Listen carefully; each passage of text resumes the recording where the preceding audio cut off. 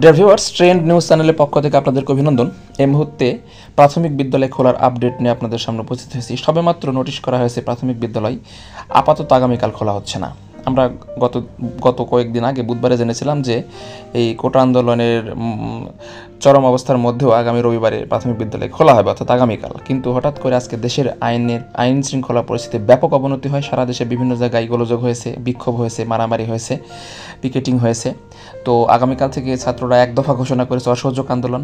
এরকম পরিস্থিতিতে এই কোমলমতি শিক্ষার্থীদের নিরাপত্তার কথা বিবেচনা করে পুনরায় প্রাথমিক শিক্ষা অধিদপ্তর পরবর্তী নির্দেশ না দেওয়া পর্যন্ত সকল প্রাথমিক বিদ্যালয় বন্ধ রাখার পরিপত্র জারি করেছে। আপনারা দেখতে পাচ্ছেন যে প্রাথমিক গণশিক্ষা মন্ত্রণালয়ের আওতাধীন প্রাথমিক পর্যায়ের শিক্ষা প্রতিষ্ঠানের শ্রেণী কার্যক্রম বন্ধ রাখা প্রসঙ্গে এই নোটিশটি করা হয়েছে। অর্থাৎ পরবর্তীতে আবার নোটিশ না দেওয়া পর্যন্ত প্রাথমিক বিদ্যালয় খুলবে না।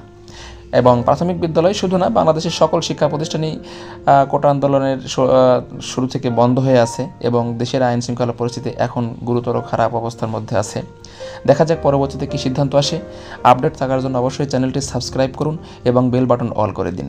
আসলে বিষয়টা অত্যন্ত দুঃখদায়ক যে প্রাথমিক বিদ্যালয় খোলার আগে আবার বন্ধের নোটিশ চলে আসলো। তার মানে এখান থেকে বোঝা যাচ্ছে যে দেশের আইন শৃঙ্খলার অবস্থা কতটা খারাপ। তো ভিউয়ার্স, যদি চ্যানেলটি সাবস্ক্রাইব না করে থাকেন আর যদি ভিডিওটি ভালো লেগে থাকে তাহলে অবশ্যই চ্যানেলটি সাবস্ক্রাইব করুন এবং বেল বাটন অল করে দিন। আর একটি লাইক, কমেন্ট, শেয়ার করে ভিডিওটি সকলকে দেখার সুযোগ করে দিন। ধন্যবাদ।